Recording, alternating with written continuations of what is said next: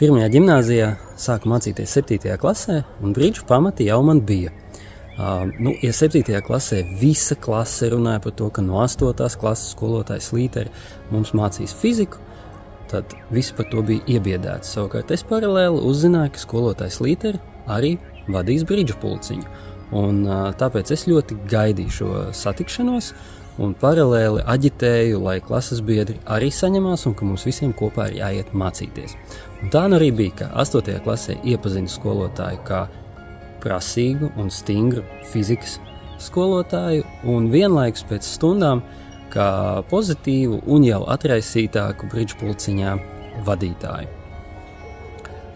Tas, ko es atceros, ir vienmēr šis te humors, tāds taisnīgums, krampis, spēja pasmieties gan par sevi, gan par situāciju, kurā viņa kā bridžu spēlētāja ir nonākusi.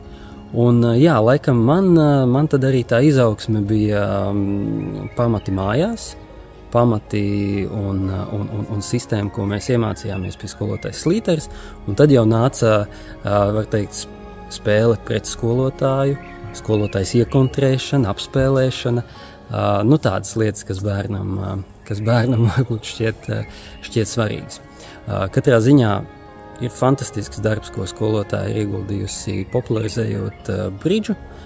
Te ir pilns ar viņas audzēkņiem, kas turpina spēli spēlēt, tā kā milzīgs sveicieni skolotājai un paldies arī, ka manas prasmes tika attīstītas un es tiku ievilkts bridžā arvien dziļāk. Vēlos pateikties Vivijas Līterei par to, ka viņa iepazīstināja man ar bridža spēli un iemācīja bridža spēles pamatus. Domāju, ka bez Vivijas Līteres varētu arī nespēlēt bridžu pašlaik. Paldies liels skolotāji! 10. klasē, ceturtdienā, pēdējā stunda man bija ķīmija. 5 soļus pirms ķīmijas kabineta durvīm. Kreisajā pusē bija skolotājs Līteris fizikas kabinets, kur jau jaunieši spēlēja bridžu. Lūk, sanāca tā, ka ķīmijas apgūt diezgan slikti, bet esmu kļuvis par pasaules meistaru sporta bridžā.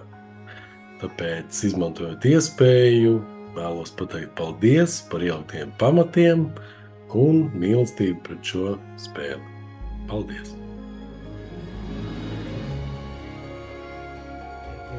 Mīļā Vivi, mēs esam pazīstams tieši 49 gadus.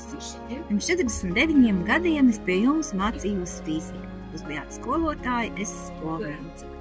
Pēc tam mēs kļuvām par bridžu partnerēm.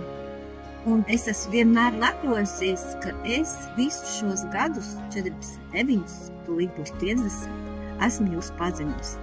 Jūs esat brīnišķīgs, gudrs, patiess cilvēks, kas nekad nav liekuļojis. Un pateicoties jums, es neesmu aizbraukusi no Latvijas. Paldies skolotāji, ka jūs esat.